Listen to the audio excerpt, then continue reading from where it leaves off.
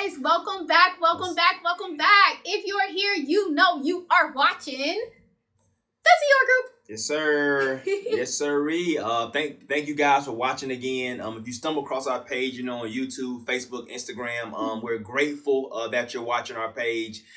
Here's the thing though, guys. If you're watching, our video, we have a very simple goal and mission. It's just to add value to your life, in whatever area that you're really struggling in, right? Not just business, but also family, also, in your community, whatever it may be. Hopefully our words can touch you in some way. And our goal is just to leave you a little bit better than we found you, man. Just a little bit, not a lot of bit, just a little bit. But yeah, babe, what's going on? You looking good today, man. Thank you. You talking about stunning, to my magazine ready. You hear me? Aw, he's so sweet, y'all. I be feeling that way, but he be hyping me up. I ain't got love it too much. I love it. Shout out to you for wearing the shirt my mom bought you Your today. mama did buy me a polo shirt. Shout out to you, About Mom. 2 years ago. She said, you never wear my stuff. It still had the tags on it. So I still, no, it did not. That's a story. But shout out to you, mom-in-law, for buying me this shirt. I appreciate it. Thank you. But 2 years later. guys, we are here because I have been wanting to discuss another video with you guys. If you don't know, we talk about 3 influential people most of the time. Today, we are going to be zoning in on one of them, and it is the one, the only, Steve Harvey. My man, Steve Harvey. Steve Harvey has been I would say a personal mentor, even though I never talked to him personally. But nowadays with the information age and, YouTube and social media and stuff, somebody can be your mentor and they not even know you, which is fantastic. Just because they have so much knowledge and game to give to the world. They just want to help people. Like most successful people, once they reach a certain pinnacle in their life, they just want to help people by telling you, what they did. And I'm a firm believer that success leaves clues. Right, then they're gonna drop it behind. Now, whether you go investigate those clues, right, is up to you. Whether you go explore, what they have to offer is up to you. But Steve Harvey, man, quick shout out to Steve Harvey. He was the one that started my entrepreneurial journey, I would say. I was sitting in my car on my lunch break while I was working, in corporate America, and I'm watching one of his videos. He was talking about soaring, and how some people come to the edge of the cliff and they're so scared to take the leap. They may see other people flying with their parachutes open or whatever, and they feel like, man, congratulations to them for flying. Like, I wish I could do that. You can do that. And some people feel like I can do that, and those are people that take the leap and jump. Right, and what he did say was, hey man, look, it doesn't matter how, when you actually take the jump, you're gonna bang up your knees, right? You're gonna hit your head, you're gonna scrape yourself up. But one thing is for certain, before you hit rock bottom, that's when God shows up and your parachute opens up, right? And he's gonna show up and show out. Come on, man, he'll never let you get too low, man. He'll never let you get too low before he comes in and intervenes in your life. And when I heard that message, I was like, oh, I gotta go.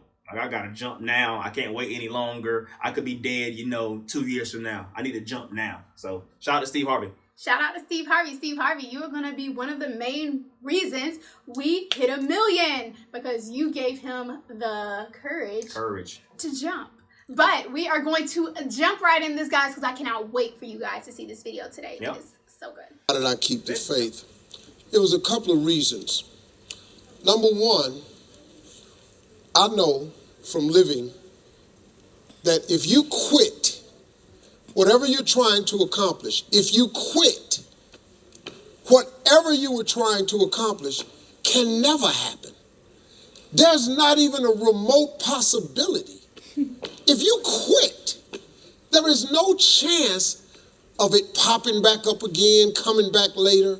Quitting is guaranteed failure. Okay, guys, when you're trying, you're going to fail. But if you do not try, it's guaranteed failure. Oh, I love Steve Harvey. What you gotta say? Man, Steve Harvey, I think one of the last sentences he said was, quitting is a guaranteed way to fail. Like, if you start something and after 6 months you decide to quit, you officially failed at it, right?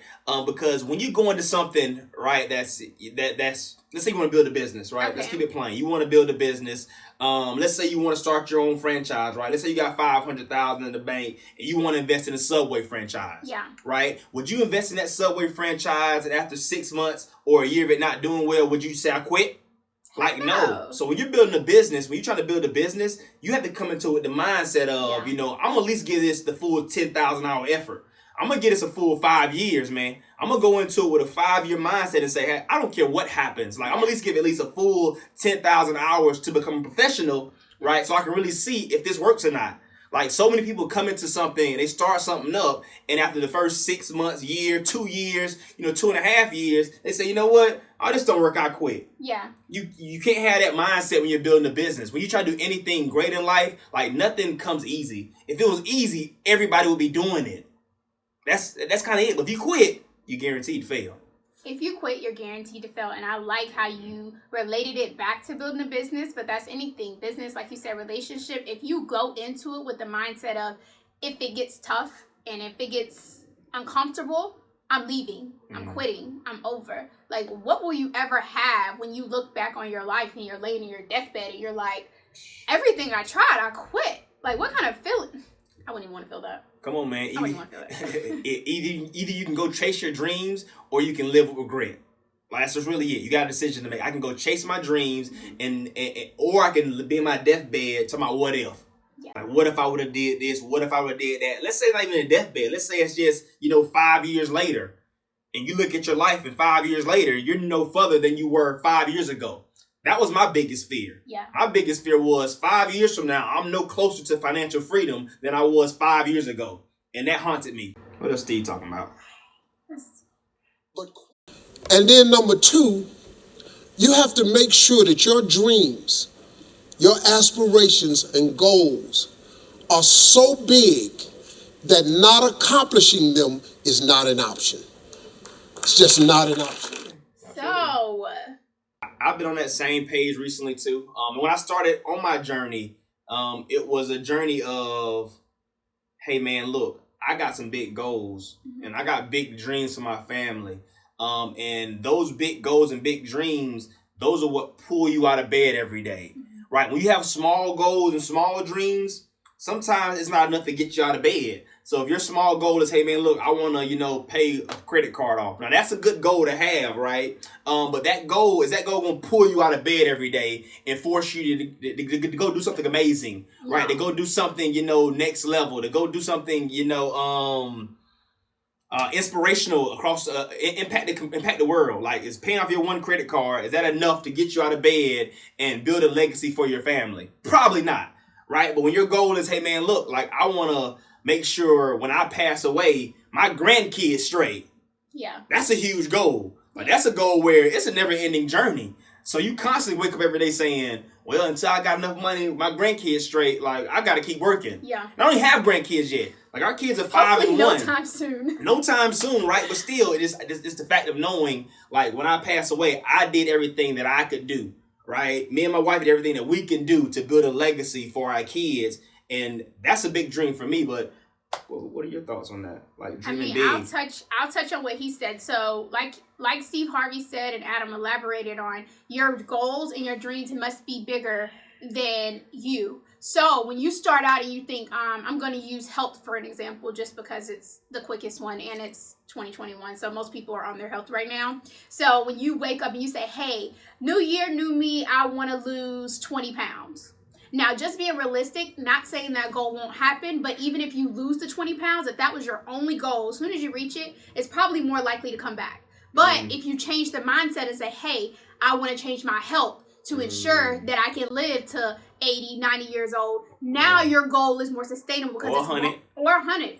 Now you are stretching for something that's going to be beyond you and it's going to be beyond what you can see right now. And I think that's where you have to kind of dream, look beyond what you can see. Like, it's so much bigger than what you can see. That was good. Like, the whole weight analogy is perfect. And people do say they have those short-term goals, right? If I lose, 10 pounds, I'm straight. But once you hit 10 pounds, what you going to do after that, man? Like, do you start working out? Yeah, do you start working out because you lost 10 pounds? No, it has to be a big enough goal to where I hop out of bed every day. Yeah. Like, you hit that great nail on the head. What else Steve got? Thank you, baby. Some more Steve? I want to do one more Steve, and it's going to take me a second because I want to find about the money.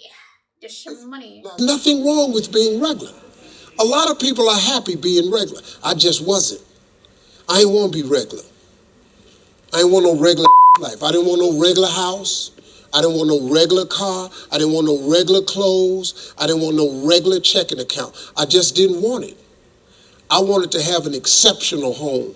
I wanted to have an exceptional bank account. Okay, so I really wanted you guys to hear that part because I felt everything he said. I don't want to be average. I don't want to live an average lifestyle. I don't want to have to save up for trips to go on. I don't want to have to call in and say, can I get off work today because my child's sick? I just don't want to do that. I want an exceptional life. And when I heard him say that, I was like, me, Steve Harvey, that's me. And some people say, listen to that and be like, I'm fine with that, which is fine. We're here to talk to the people who want to be extraordinary, as Steve mentioned in that video. So not just ordinary, but a little bit better than ordinary, right? You know, just above average. I don't want to be average. I want to be above average. That makes you extraordinary, right? Just not doing the regular, just not having a regular job or a regular car or a regular house. Like, you have to dream big. And when you're dreaming big, that pulls you out of bed. So to all my dreamers, to all my future Steve Harveys, or all my future Steve Jobs, or all my future Oprah Winfrey's, whoever you are out there in the world, right, watching our video, right? You gonna tell them? You gotta dream big, like, and you have to become extremely uncomfortable with being regular. Yeah.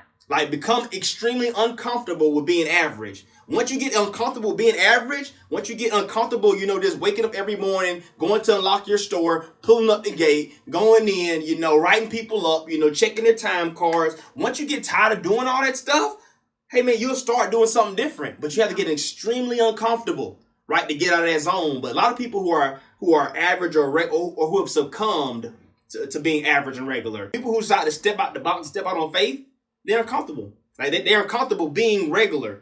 Like, it's extremely more uncomfortable to be like on your own, doing your own thing, building your own business. That's a fight. That's a challenge. Yeah. But the dream is so big that it's worth being uncomfortable for. Yeah. Because you're learning and you're growing through that process of it. And people just don't understand that part, don't get to that level in life. So that's why we're bringing it to you. Not just from our words, but from somebody who has, you know, acquired a multi-million-dollar net worth just by living in his gift and, you know, not being comfortable with being being average. I would say not being comfortable being average. Not being comfortable being average. And I think that's what he's talking about the whole video. Like, if you want more, you must go get more. Everyone's videos that we watch of successful people, and we'll be bringing more of these to you guys because we want you to be able to find some information, and we know that everything we see won't be brought to you unless we bring it. So that's why we do it. But like Adam said, when he was speaking right then, I felt like he was speaking from experience. He was tired of going to open his store. Oh, yeah. He was tired of checking them time cards. He was tired of doing that. Yeah. And he wanted more time with his family. He wanted more time with his now wife. So, wifey. So, like, all of that stuff adds up. But you have to be tired, in BC's voice, you have to be tired of being sick and tired. Yeah. That's the only time you're going to start. It's the only time you're going to get up and go is when something says, hey, enough's enough. Enough's enough, man. Enough's enough. Shout out to that boy Barry Clarkson, man. Being sick and tired of being sick and tired. Like, I mean, it comes to a point in your life where you have to understand, as me speaking from personal experience, like, I was a dreamer. And I feel like I was born a dreamer. Like, I just didn't, you know, become a dreamer like overnight. Things that happened in my life, you know, throughout my, 20, 25 years of living, conditioned me to become a dreamer. And once you become a dreamer, ain't no going back. Like, once you start dreaming about, a fancy lifestyle or, quality time with your family or impacting your community, once you start getting those ideas and visions in your head, like, once God starts dripping that stuff in your mind, it's hard to get it out, right? Now, what you decide to do when you get those dreams and visions, that's on you. Like, nobody can make you make a decision but you. Like, your wife can make you make a decision. Like, your kids can make you make a decision. The only person who can do that is you. Like, seriously, like, believe in a dream. Like, if God gave you a dream and you had a vision, you had a thought, that means you can do it. Like, on some scale, that means if you put all your energy and focus into that dream and that vision, it's guaranteed to work. Like that, it's all in the book. It's all in the good book. It is written. I'm going to interrupt you. Please do. Thank you. So I want to go a little bit further. I want to dive deeper. Can I go deeper? Why you took my words? I was going to say that. Too late. Shout out to TD Jakes. I love what he says. Do you mind if I go deeper? Can I go deeper? So I'm going to ask you, please paint me a picture. Right now, I'm just now meeting you. I'm like, okay, hey, listen, we're on our first date. Okay. We're on our first date, and I say, hey, I really want to know you. What are your goals? What are your dreams? What are your aspirations? What's your end point? Can you paint me a pretty picture of what you want your life to look like at 35? And for you guys, that's a couple of years away. So what would you like for your life to look like at 35? This is the first date now, so don't give me the wrong answer. I might leave. First date, man. First impression is everything. What I would say to you is, I would say, hey, look, right now, currently, I'm in a space in my life to where I'm building my business, right? Okay. I've been in corporate America. I've had, I own a couple business before, but they weren't the right thing for me to do. Okay. But right now, I have the opportunity where, if I can attract like-minded people to me, I'll be retired by 35. So if I could tell you what my dream life would be like at the age of 35, I would tell you I would have, a beautiful spouse on my arm. I'll be raising beautiful kids, and I'll be enjoying my life. And I'll be doing what I love to do. So whatever I decide to do, it would never feel like work. Okay. Right? I'll be retired, but I'll still be working. But that includes, traveling to different countries. It includes, helping the needy. So feeding the starving children of the world. Being there for the widows of the world who've lost their husband. Being there for the homeless, like helping people. Because I do believe that if I acquire the wealth that I know I'm going to acquire by that time, I gotta help people.